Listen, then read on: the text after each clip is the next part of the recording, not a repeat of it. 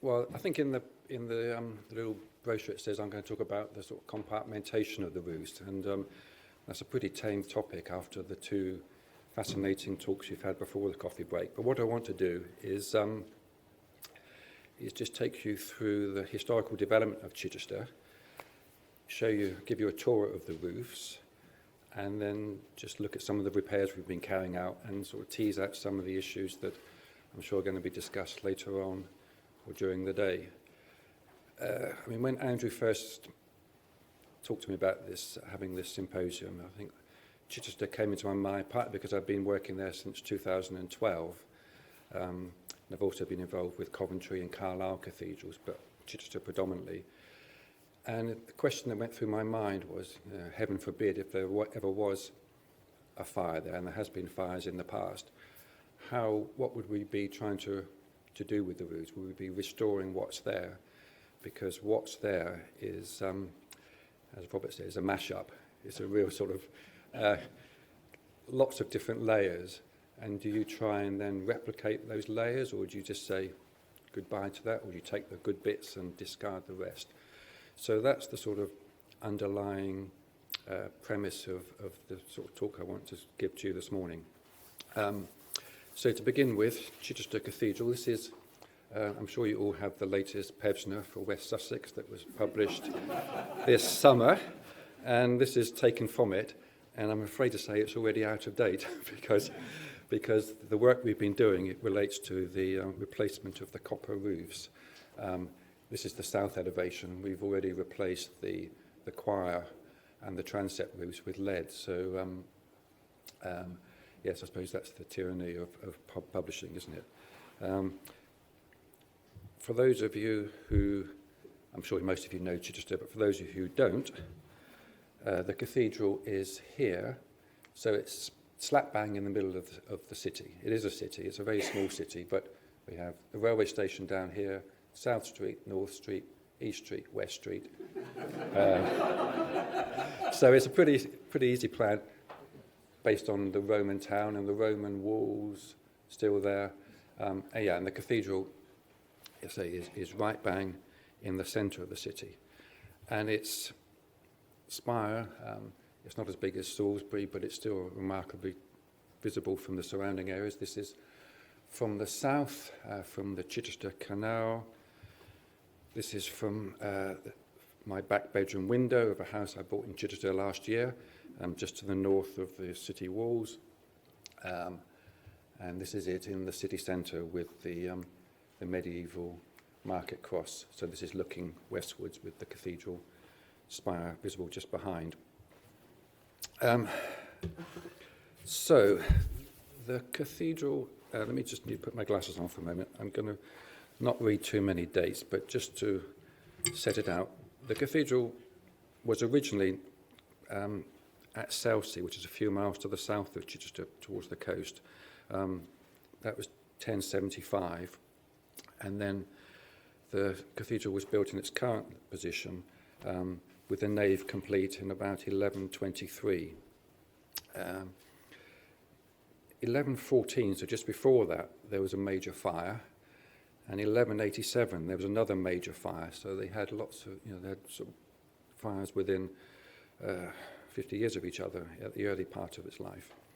And then in 1210, the crossing was destroyed in a great storm, together with one of the towers, the southwest tower. So it had this sort of quite a troubled early life, and you get a sense of this from you're very familiar with this sort of chronology that you get in the guidebooks to cathedrals, showing the development, again, as with Notre-Dame, from the east end, going on my side, going to the west, in a sort of series of developments. What that doesn't do is show anything about the roofs, obviously, and show the complexity of what goes on in the roofs. So I will be touching on that. These little illustrations are from a book on the collapse of the cathedral spire, and all I've done is add a bit of colour to show the development of them. So this is looking at the very early history of the cathedral, and I'm not intending to sort of dwell on this too long, apart from just to show you that it has been this continual process of development and evolution, as was mentioned in relation to Notre-Dame earlier. So bottom one shows the Lady Chapel and some buttresses being added towards the end of the 12th century. The West End towers were rebuilt early 13th century. This great big spire was added, and we'll come on to the story of that a bit later on, along with infilling of spaces between the chapels, between the flying buttresses with chapels. Sounds very familiar again to what happened at Notre-Dame. And then when we come to the roofs, and here I'm sort of drawing on work by the archaeologist Julian Mumby, which is that the choir roof here was built in 1280s. No, sorry, the nave was built in 1280s, and the choir was built soon after, complete about 1315. And as part of that work, they also raised up the parapets, so it changed from being a sort of guttered roof to being a parapet gutter roof. And then work was done to form this large opening in the south transept. So lots and lots of development in the early life of the cathedral. This is one of the earliest image that I could find that shows it, again, sort of in the centre of the city, south to the bottom, dating from 1610. In the late 14th century, the timber spire, it says, was probably replaced with a stone spire, which is what you will be seeing here. 1635, so soon after this was produced, the southwest tower on the west end collapsed. So here, 1738, this panoramic prospect, view from the south, getting in a bit closer. Here we see the spire, the west end with only one tower, the freestanding campanile, which is still there, the high-level roofs to the nave and the choir, the transept with its marking of a high-level roof, but now a flat roof, so quite a lot of changes to the transept roofs. Moving forward, so these are in a chronological sequence. This is now from the southeast, looking from the southeast. So the Lady Chapel with a shallow pitch roof behind the parapet. South transept with, again, a shallow pitch roof.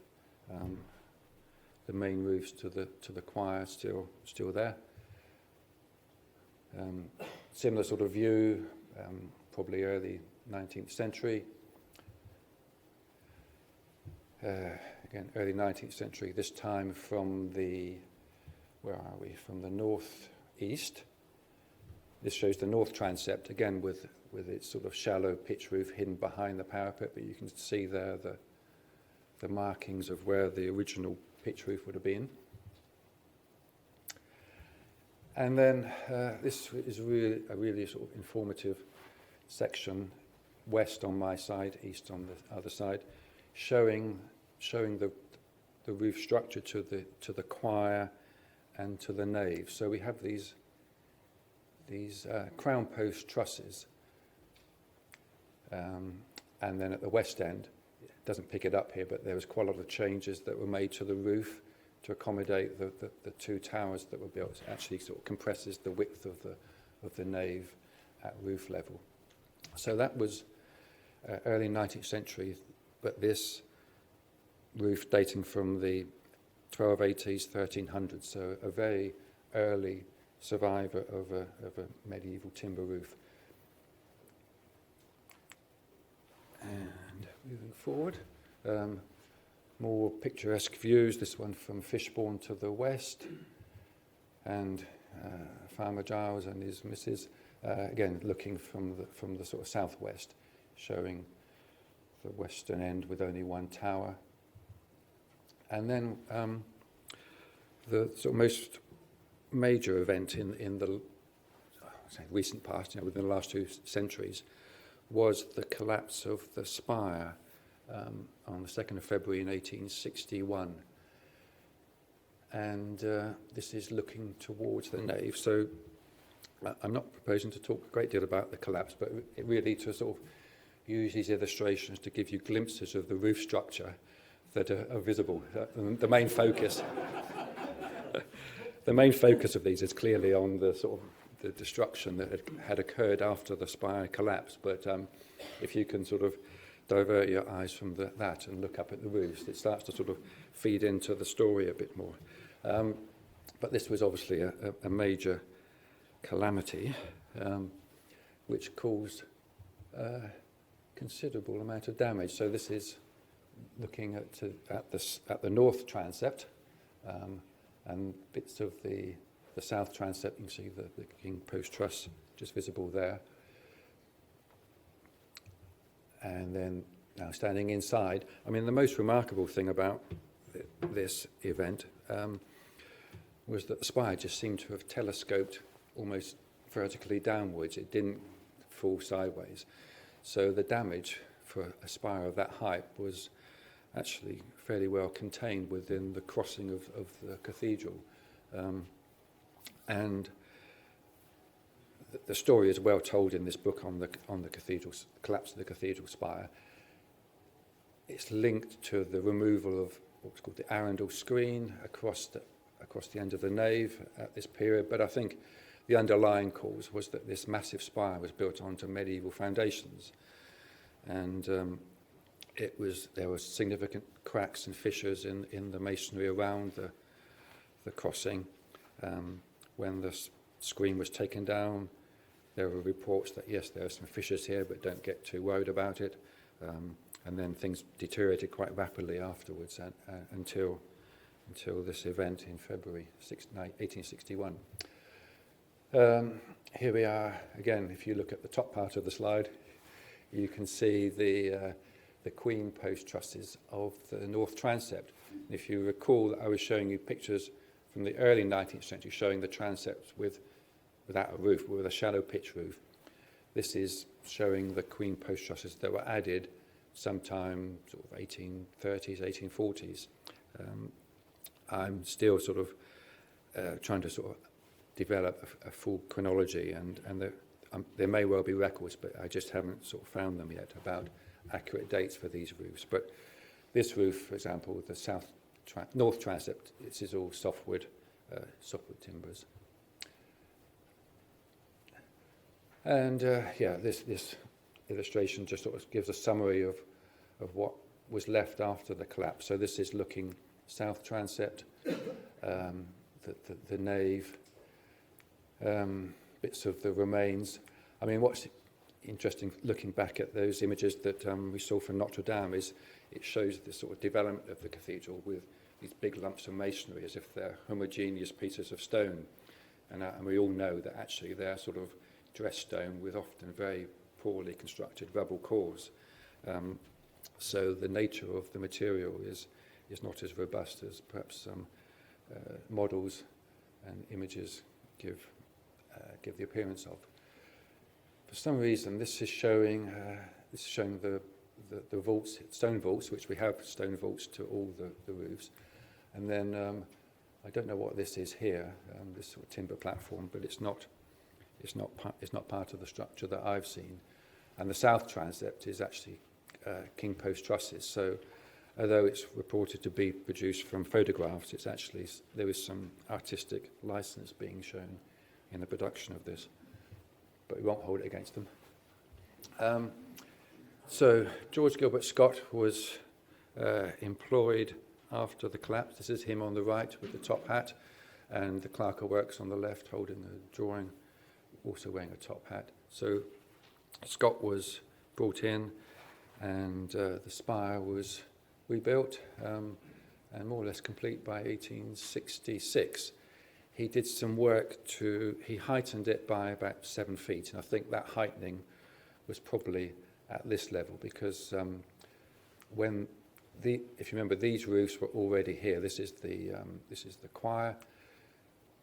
So the spire was added after the choir and the nave roofs were there, and there was an uncomfortable junction between the spire windows and the roofs. So Scott lifted these windows up, or these openings up, to be clear of the ridge of the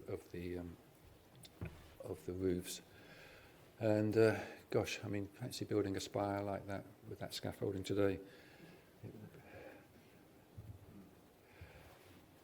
And then the last major bit of work was the rebuilding of the northwest tower at the end of the 19th century, designed by Pearson.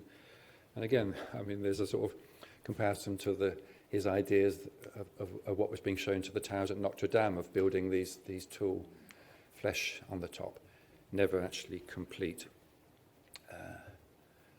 That's how it looks inside, standing from the west end, looking towards the choir,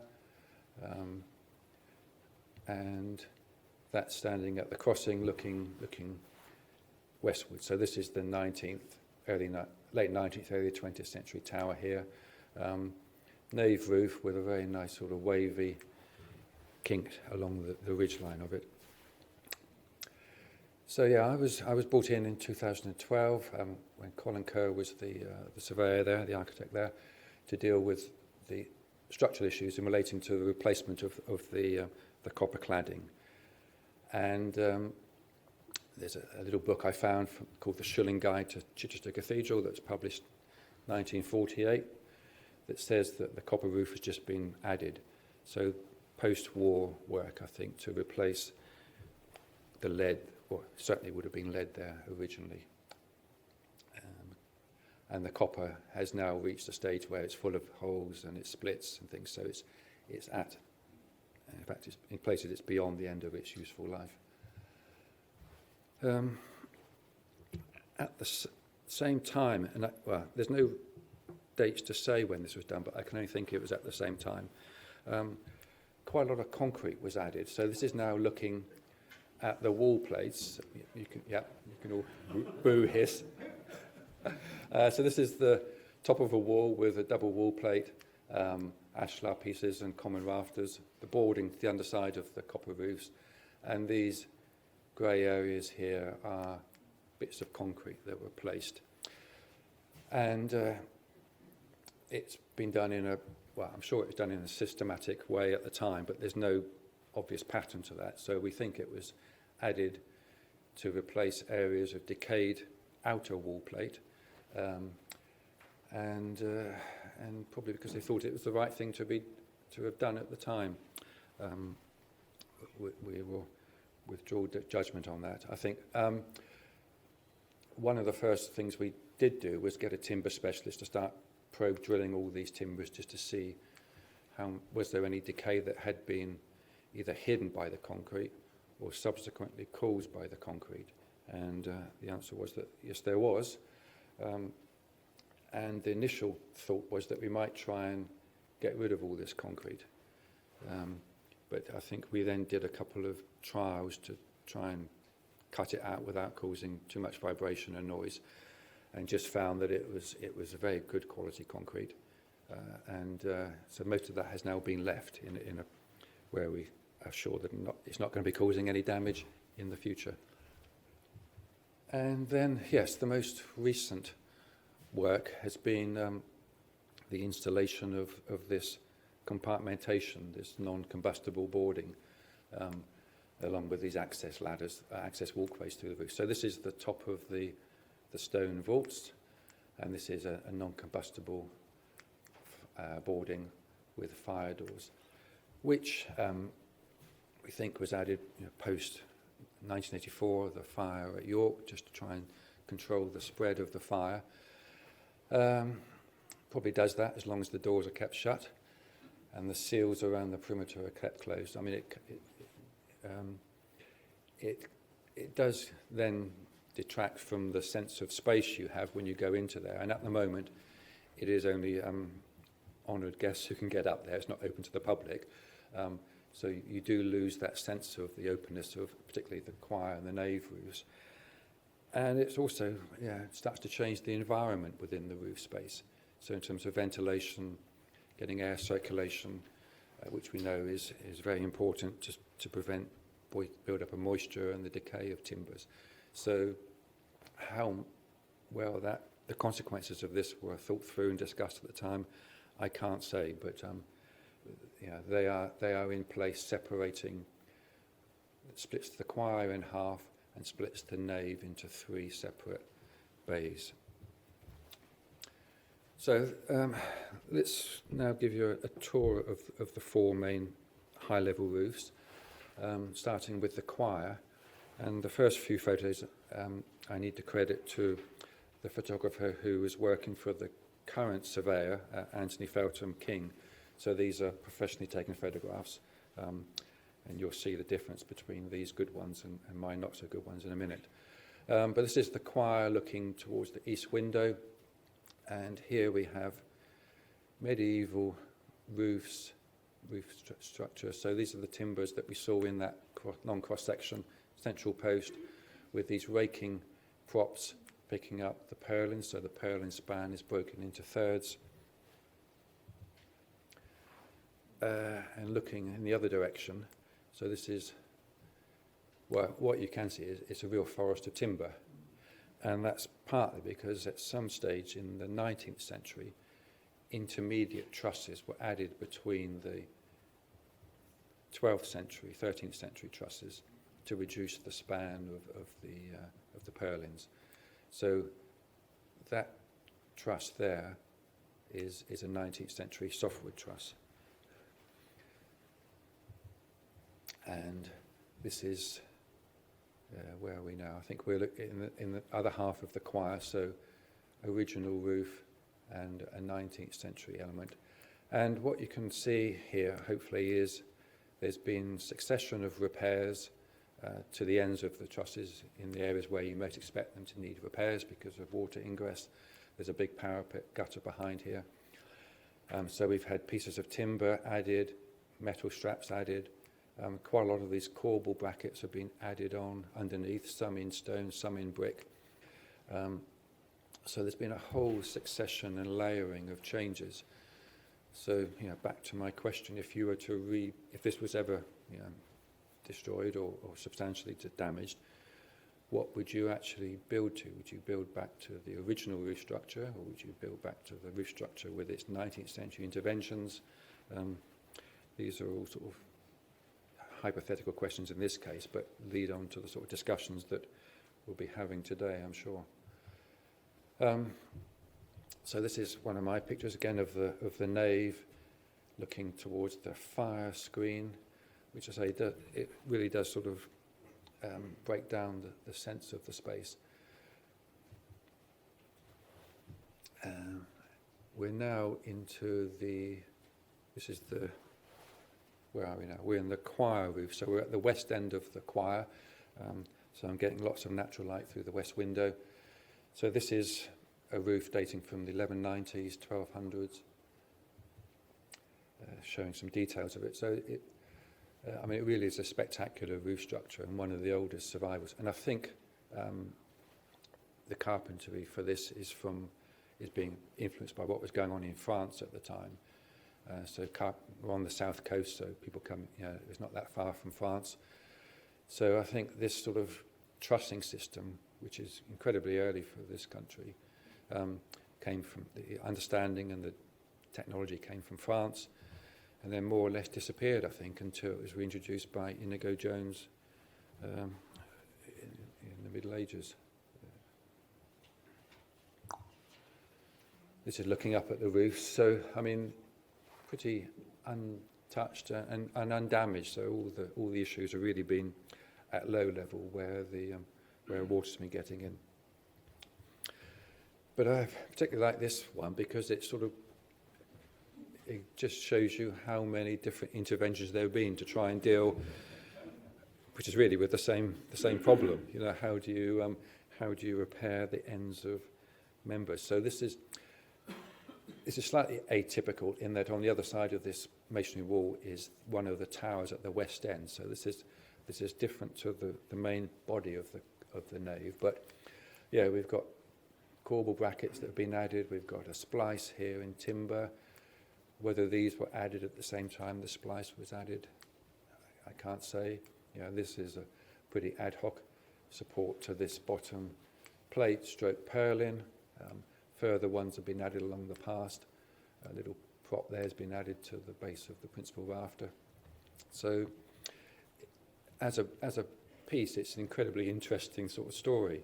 If that was all sort of destroyed in a fire, what would you do? Would you just sort of say, we've got the record, but we're not going to do anything like that. We're just going to build do it with some proper trusses, and this will just, these little corbel brackets may remain as a history and telling the story of what had happened at a previous time.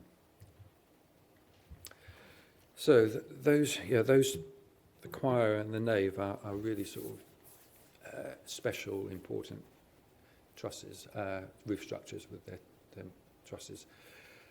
North transept, 19th century queen post trusses at sort of pretty regular intervals.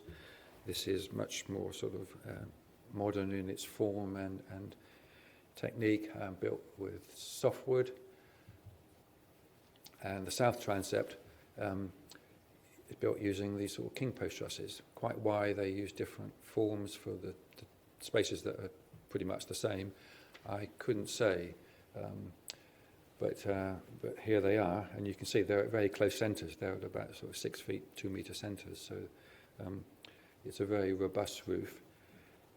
Things like this were added by Scott as bracing to the remaining parts of the transept roof that was kept after the spire had collapsed and has just been left there.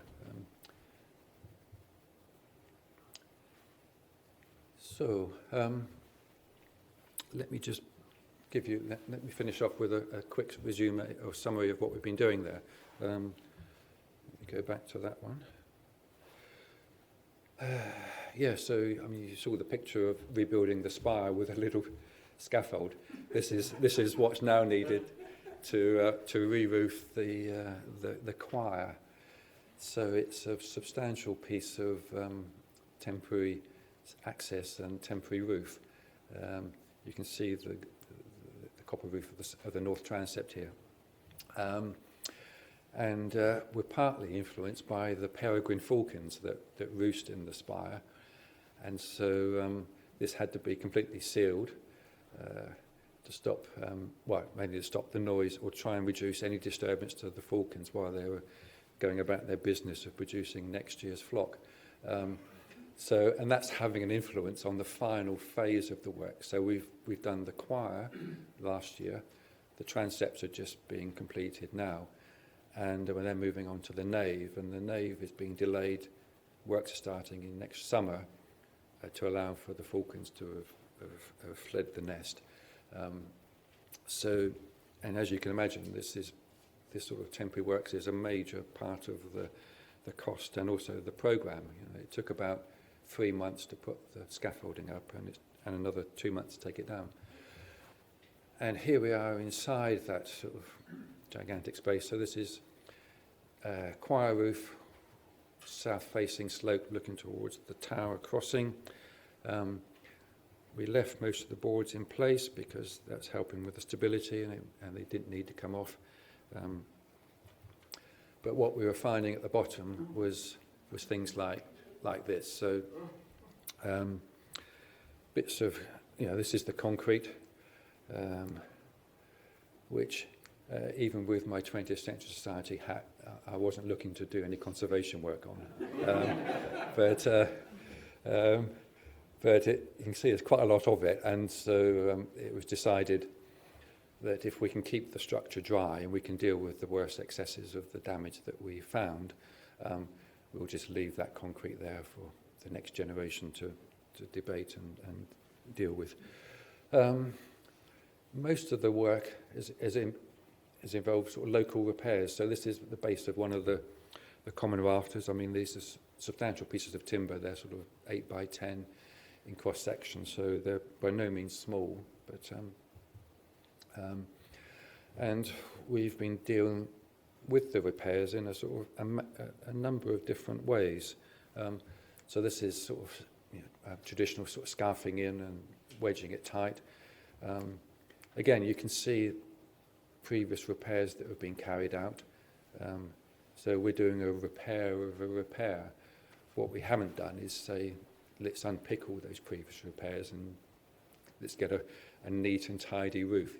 Our aim is not to try and make this neat and tidy. It's to try and make the structure sound and safe, and conserve as much of the historic fabric as is possible. This is on the wall plate on the south side of the choir. So we have these two levels of wall plate. This is the inside face of the wall. That all looks pretty good. This is the tie cord of one of those beams. This is the same wall plate looking down on the top. So again, you will all know that you need to do investigations of timber, because behind what looks like a sound piece of timber was actually quite a substantial void where the moisture had been getting in. And so this beam and the end of the truss is now perching, well, it was perching on probably about 1.5 inches wide piece of timber here and a bit of timber back there. So that's been repaired. And the wall plates have been repaired in this sort of fashion, really by piecing in with new, well, I say new, it's second-hand oak that so this is seasoned oak, to try and avoid the problems that Robert mentioned at York about timber drying out and moving and distorting. So that's all been successful. Here's the end of one of those common rafters being repaired. I mean, the good thing has been, in most cases, that these trusses haven't been damaged, so the wall plate has been repaired and replaced in places by keeping the truss. The truss has been sound, so we've kept that in position. One repair that we did do was putting in these plywood sheets, which were then screw fixed to the rafters and the ashlar posts, where we were doing some local repairs to the end, just to try and stop the roof from spreading. And we discussed this sort of long and hard pre-tender stage, and thought that this was a good, honest 2015, 16, 17 type repair. So they were installed, and then we were told that,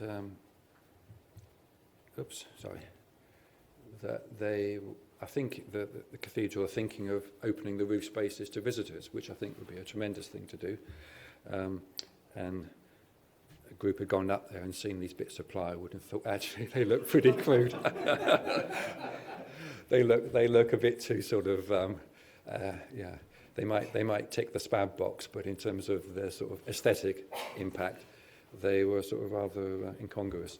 So they were then taken down, and these steel straps were added, coach screwed in, to sort of do the same job that the plywood was doing. But hey ho, that was good. And that's the choir roof as it appears now. So it's codate lead, so it's quite heavy. Well, it's the heaviest that one can get, cast codate lead.